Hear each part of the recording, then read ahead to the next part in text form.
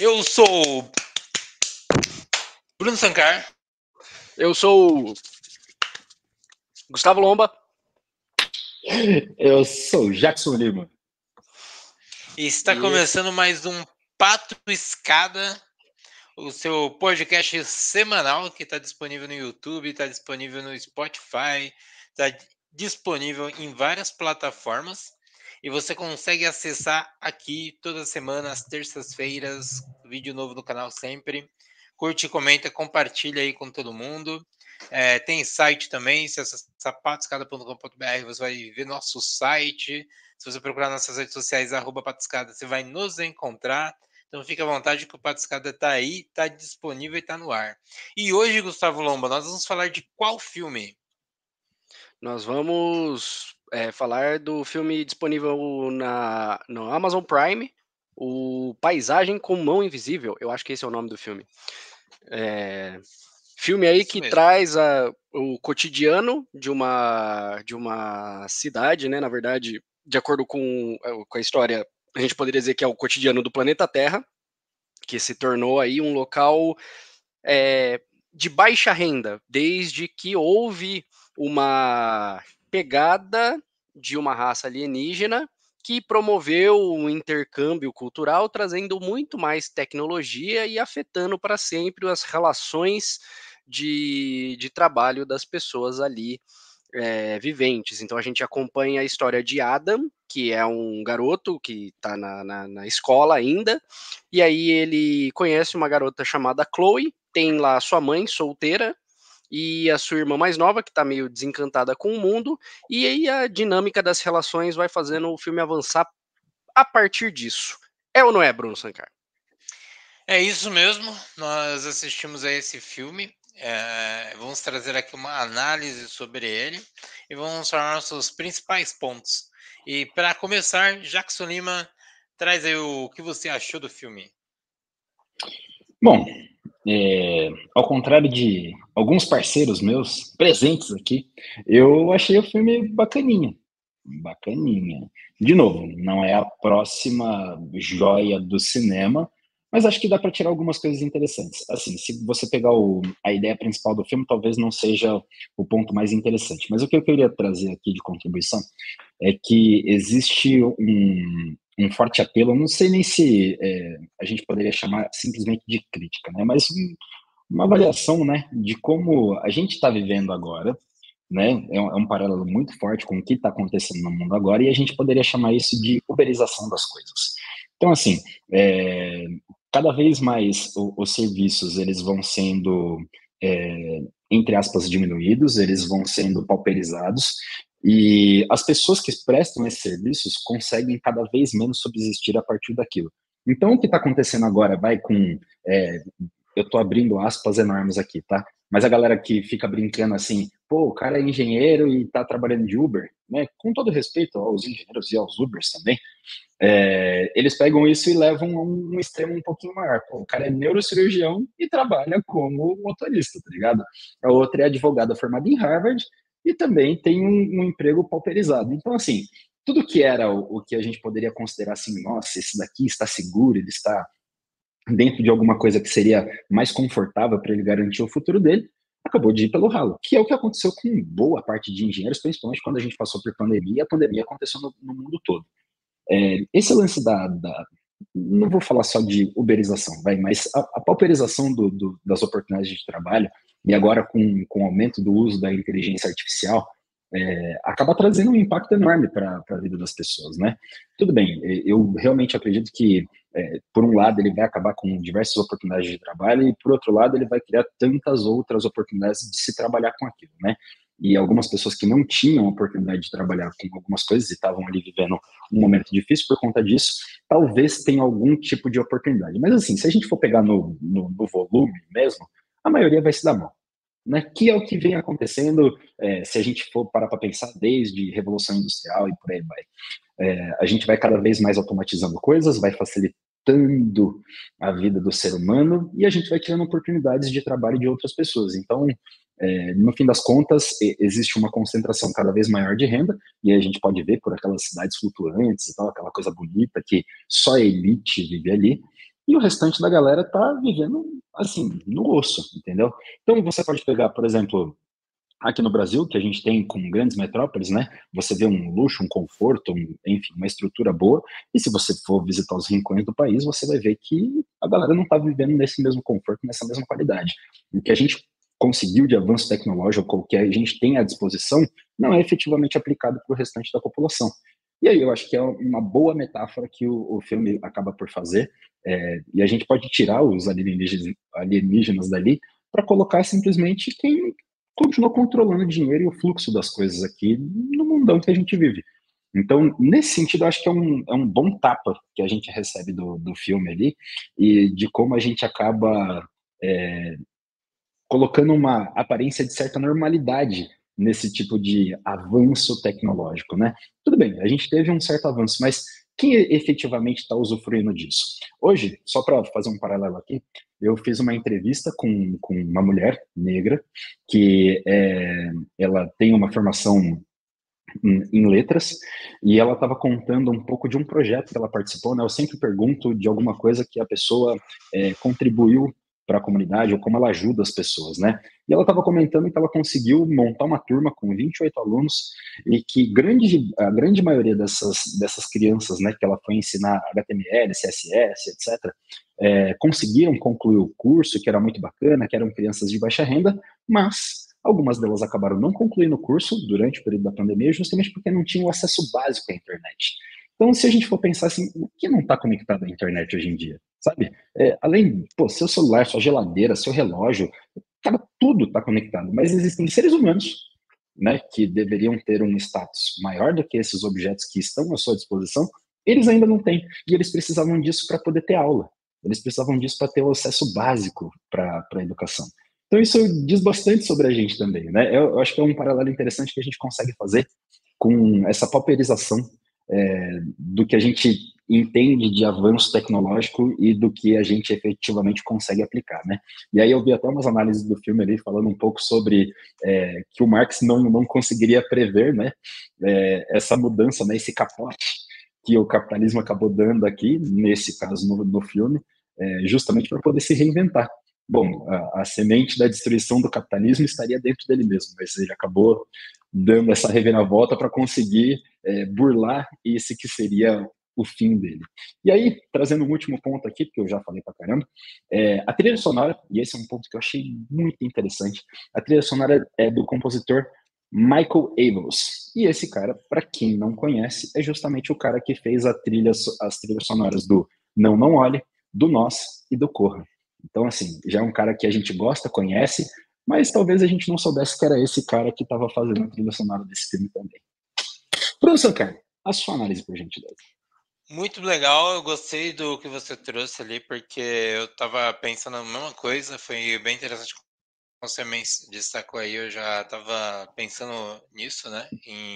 Principalmente em relação à uberização das coisas e como o capitalismo fez ali aquele status das pessoas mudar e como os aliens ali representam os ricos, né? São alienígenas, a gente não sabe como eles são, é algo muito distante, né? Eu lembro de ter visto isso em alguns casos de histórias que eu tava pegando de, pô, uma riqueza tão extrema que o cara não vive nesse mesmo planeta que o nosso, tipo, é outra realidade para ele. E como pra gente é difícil pensar nessa realidade de ter todo esse dinheiro, né? E aí até entrando, emendando um pouco no que você falou aí sobre a dificuldade da tecnologia, eu tava pensando nisso até hoje, na real, e sempre penso nisso porque que é o ponto de hoje, para você pegar trem, você tem que ir lá, você tem um aplicativo, você gera o QR Code, você usa o QR Code lá do aplicativo. Existe ainda a venda do QR Code na maior parte dos lugares, mas você consegue prever que aquilo eventualmente vai acabar morrendo e vai acabar sendo centralizado em um cartão ou um QR Code do celular, do WhatsApp, que você consegue baixar de forma mais rápida. E eu sou muito contra isso, porque eu fico pensando em pessoas que eu conheço, principalmente meu pai, que não tem celular. Então, hoje é muito difícil para muitas coisas que eu tenho que fazer com meu pai por conta dele não ter um celular, porque ele não sabe mexer no celular, não tem um celular, não tem um celular básico de botão. E isso acaba atrapalhando, desde se você vai pegar uma condução, até mesmo na questão de aplicativos do governo, tipo da Caixa. A gente teve problema na época da pandemia para poder pegar o auxílio por conta que estava associado ao aplicativo. A gente teve problema para ver documentos dele, porque tinha que ter a conta do GovBR. Aí, assim, ele não consegue ter autonomia de ter acesso a isso. Então, eu tenho o celular, eu vou ter que ter isso para poder ajudar ele. Mas o quanto isso coloca ele numa posição difícil. No caso do meu pai, não é um grande problema ainda, porque ele ainda é uma pessoa bem afastada da tecnologia e do impacto dela e tudo mais, então ele consegue viver bem assim. Mas vejo quantas outras pessoas às vezes têm o mesmo problema do caso ali que o Jackson trouxe ali com essa professora, né?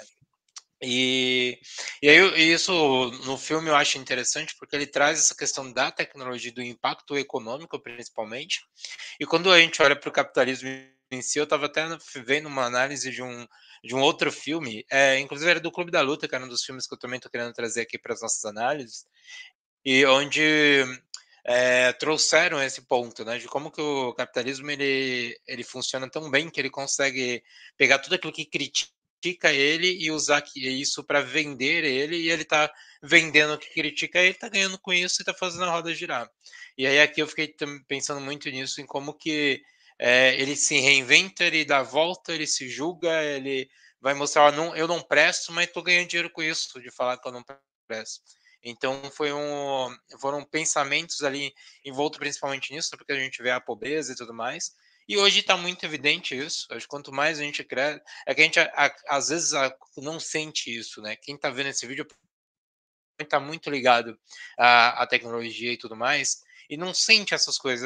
Mas a gente acaba estando numa bolha. Existem pessoas que estão distantes disso e elas sofrem desse impacto. Elas estão sofrendo por conta do avanço dessas tecnologias.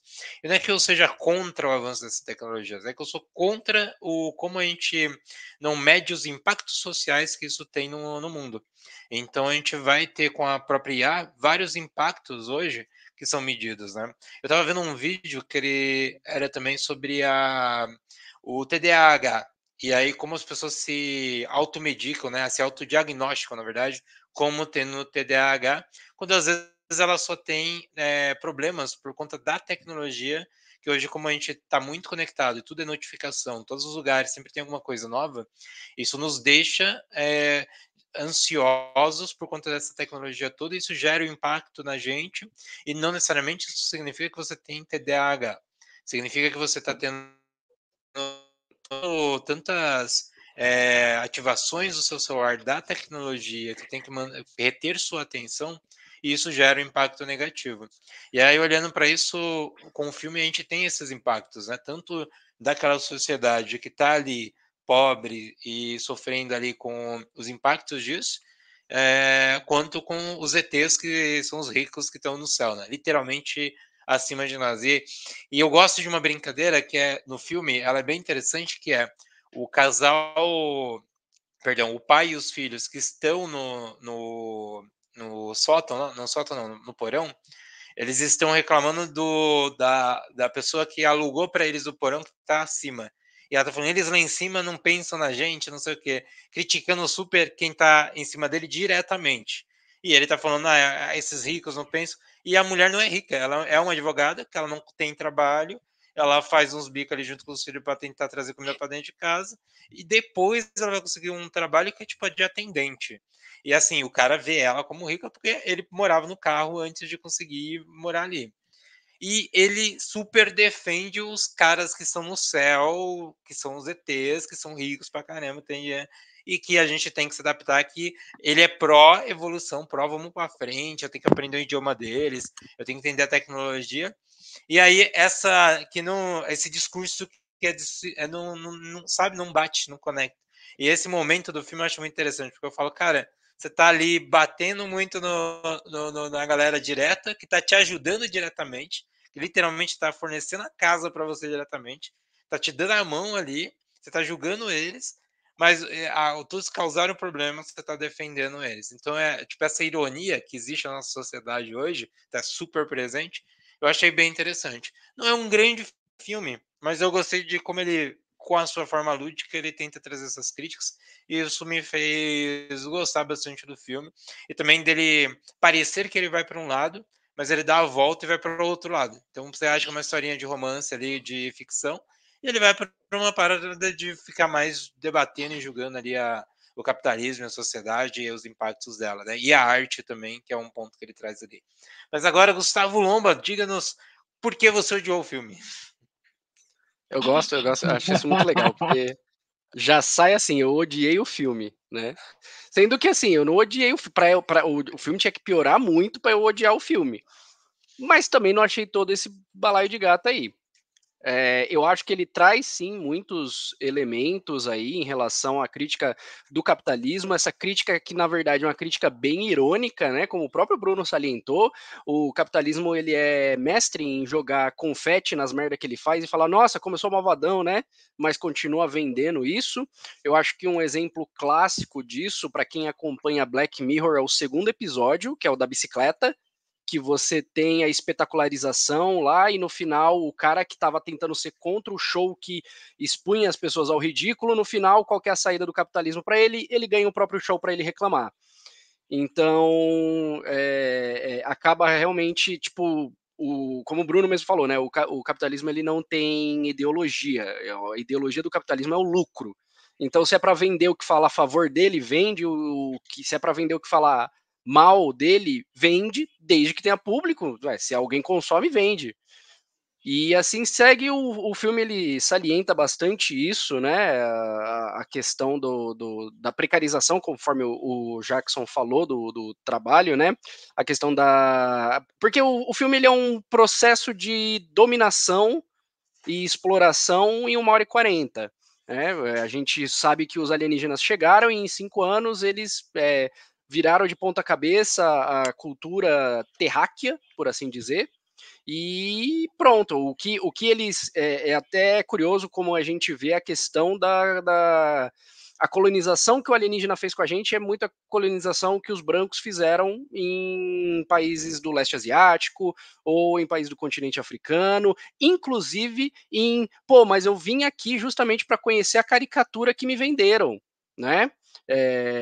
Então, o exemplo quando o bichinho lá casa com a mãe lá e ele fala, tipo, eu quero conhecer a esposa que serve, os filhos que estão aqui, essa dinâmica que eu vim testemunhar. Eu assisto televisão desde muito tempo e eu quero isso, eu quero essa versão romantizada. E eu acho que existe um apelo muito forte que para mim é onde o filme derrapa na hora de ele fazer essa mudança de temática, que é a questão da romantização e das relações de mídias sociais, porque o filme ele começa com esse apelo muito forte.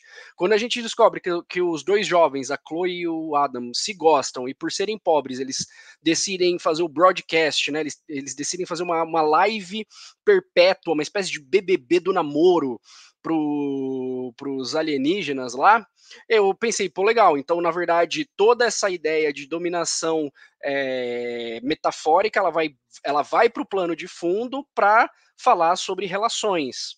Tanto que não me parece gratuito o fato das criaturas alienígenas falarem com o gesto de mão, e se você perceber, na palma existe uma grande digital, uma digital gigantesca, o que para mim reflete muito a verborragia que dá para se fazer nas redes sociais. Você não fala com a boca, você digita qualquer atrocidade, como a gente está falando de aparelhos jovens, seriam a questão do smartphone ali, então o dedo ali, a digital, ela acaba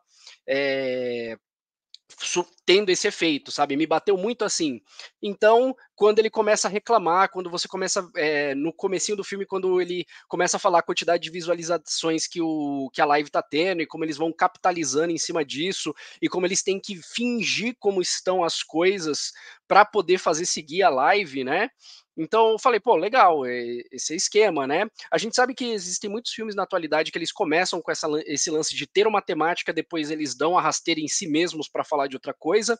Falando de um filme de uma categoria que eu gosto muito, que é terror, né? Você tem o Bonnie Lodge, que é um filme da HBO Max, que ele parece que é um terror de invasão domiciliar, mas depois ele dá essa rasteira nele mesmo e se converte em um outro tipo de terror. E aqui eles, como o Bruno mesmo falou, ele faz isso, ele parece ser uma comédia romântica, mas ele dá rasteira em si mesmo e depois ele parte só. O que eu achei que ia ficar no plano de fundo, que é essa crítica do capitalismo, ela vai para jogo em definitivo. E é quando ele dá esse empurrão que, para mim, eu acho que o filme perde um pouco na linha narrativa. Então, assim, até os 30 primeiros minutos de filme, eu tava bastante entretido com o lance. Só que entre os 30 minutos e depois, lá na cena do mural, que é já faltando só meia hora, 20 minutos para acabar o filme se encheu com o quê? Eu não saberia dizer. Tem o lance que eles fecham a escola, porque tudo agora é online, é o EAD, isso é um fator bem legal. Quando alguém vai construir um cenário futurista, ele sempre vai se basear em elementos que estão afligindo ele agora. Eu acho isso muito curioso. Então, essa expansão do EAD com o fechamento das escolas está presente aqui.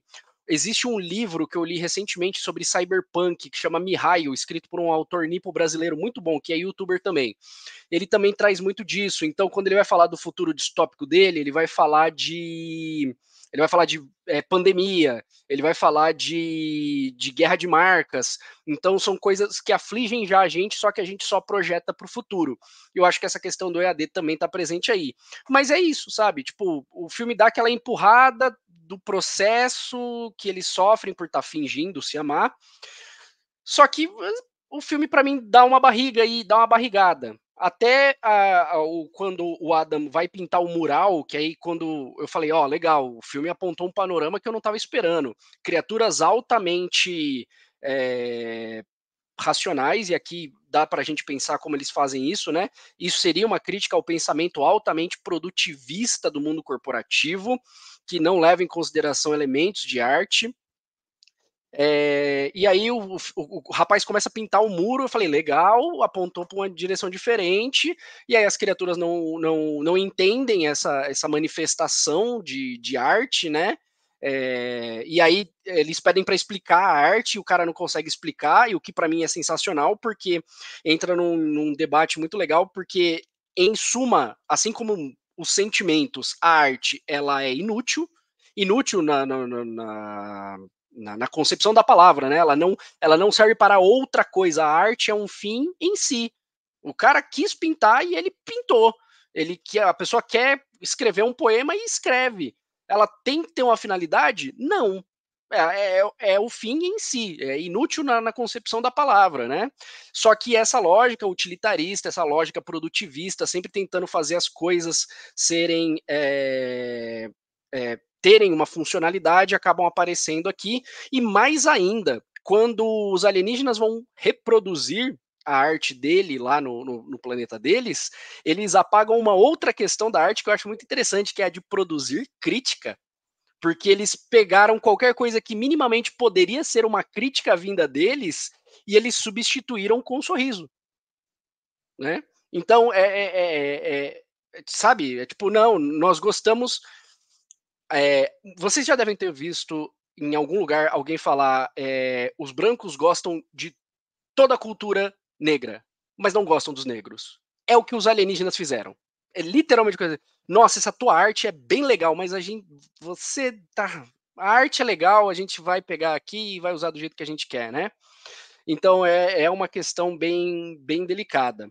Só que assim, aí pus todo esse panorama e você fala, pô, e mesmo assim você não gostou do filme? Não. Por duas razões. Primeira, tem a ver com o trailer, e eu acho que assim, eu acho relativamente errado você ter expectativas com o filme, sim. Só que só que isso é eximir o trailer de culpa. Porque o trailer tem função sim de calibrar a sua expectativa para o filme. Então, o trailer que a gente viu tinha muito dessa ideia da comédia romântica, e isso representa uma parte ínfima do filme como um todo. Ele parte para outras linhas narrativas, e eu acho que ficou muito mal explicado. Muitas pontas soltas. Tem o lance do pai que aparece e vai embora. E aí? Deu em nada. Tem o lance da menina que gosta, mas tá nesse vai e vem que ainda acho que o desfecho aberto seja relativamente bom, mas fica por isso mesmo. Tem o lance do processo, que fica por isso mesmo. Tem o lance da família que vive no porão, que tá fingindo que é a família do bicho, e como é que é? Não sei, fica por isso mesmo. Então é um tanto de pontas soltas que é legal. E aí o filme ele tem esse panorama de tipo, olha, crítica do capitalismo, mas ele propõe reflexão um pouco. Propõe solução? Não, e nem queria que propôsse mesmo. Pareceu um grande debate de boteco que terminou com é foda, né, velho? E aí todo mundo balançando a cabeça, tipo, é foda, né? E ok, talvez seja o objetivo do filme terminar dessa forma agridoce, mas não me apeteceu. E perdeu o panorama, porque nos 20, 30 minutos iniciais de filme, a relação entre os dois protagonistas eram muito bons. Só que a Chloe foi escanteada e ficou por isso mesmo também, outra ponta solta. E no final de tudo, isso acaba gerando, para mim, aquele lance da cebola de vidro. Ele tem muitas camadas, ele apresenta muitos panoramas, mas você enxerga direto, através. E é isso. Então, assim, eu diria que eu odiei? Não. Eu diria que eu gostei? Dá pra se entreter.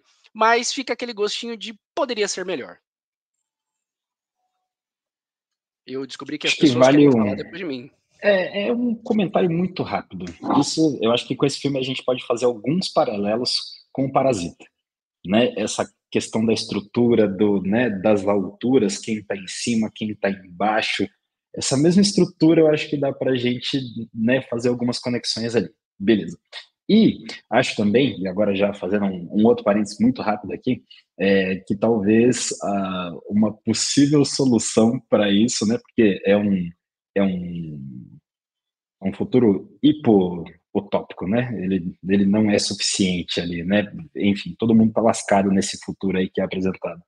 Mas talvez uma das formas de resolução desse problema seja a solução apresentada no V de Vingança, que é aqui e o finalizo. Eu vejo que acho que um grande ponto que eu queria só comentar antes de encerrar era acho que o fato de algumas pontas soltas ficarem soltas, eu acho que faz parte da proposta que o filme trouxe. De não querer resolver. Ele quer mostrar e colocar o debate em mesa. Assim como a arte do menino fez ali, provocou de alguma forma algum sentimento e ele não sabia também o que trazer. Então, necessariamente, não importa se vai dar bom para a menina, se vai funcionar para a família dela, né? E se o julgamento foi esquecido. E o caso do pai deles, para mim, até é uma coisa que eu entendo mais, que cara, para ele é isso. Tipo, mais um pai que foi comprar cigarro e aqui tá achando que vai conseguir, com o sistema, poder resolver os problemas, viu que o sistema, né, acabou com tudo que ele conseguiria fazer ali para ir para frente e tá desiludido ali, perdido e tem que viver nesse sistema, assim como o filho tem esse mesmo questionamento dentro dele. Acho que o que eu mais vi ali é tipo essas pontas soltas, faz parte ali, tipo, eu trouxe esse julgamento para a mesa e aí eu deixei esses pontos em aberto e aí você preenche como quiser, tipo, ó, você acha que se deu bem? Aqui, pelo caminho que a história nos apresenta, todo mundo no fim acabou se dando mal. No fim, não tem um final feliz para ninguém aqui. E aí, independente disso, tipo, só queria mostrar que não tem uma saída. É um filme negativo nesse sentido, né? Pessimista. Não vai dar para funcionar, você tá aqui e se vire. Mas é isso que eu tinha para comentar. Vai comentar, Saulão, antes da gente encerrar. Todo mundo ganhou a réplica, eu quero a réplica também. Sim. A questão é que, assim, eu acho que a questão da ponta solta, na concepção da história, eu acho que funciona. É uma história trágica. Pô, ele é um menino de subúrbio que pintou um muro. Ele não vai resolver os problemas do mundo. Tá certo. Foi um recorte bem desenhado, bem delineado. Só que eu acho que mesmo se a gente comparar as pontas soltas do filme, tem coisa que eu acho que é deixada para trás, tem coisa que eu acho que fica em aberto e tem coisa que eu acho que é esquecida. E esse é o meu problema. O final de estar aberto em relação ao personagem da Chloe, por exemplo, eu acho que foi uma decisão acertada até. Ela pega tem a cena final deles lá, a interação deles, e aí fica, tipo, eles se deram bem, eles não se deram bem? Não sei. E aí eu acho que o mistério funciona. o lance do pai dele aparecer e meter o pé, como se fosse uma grande homenagem aí, o Maluco no Pedaço, o episódio lá do pai do Will Smith, acho que, beleza, é o desfecho, eu não entendi muito bem, e aí, ok, sou eu, não entendi muito bem, mas teve um desfecho. Mas as outras pontas parece que realmente, tipo, parece que o fim do filme é um fim do episódio numa série. Parece que vai vir outro episódio e vai terminar de amarrar, sabe? Parece que realmente, tipo,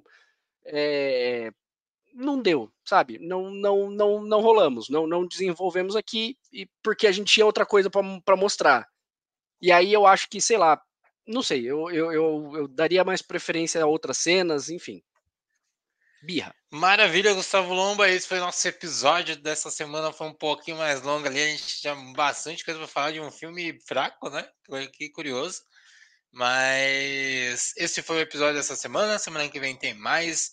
Assista e escute aí os outros episódios disponíveis em todas as plataformas.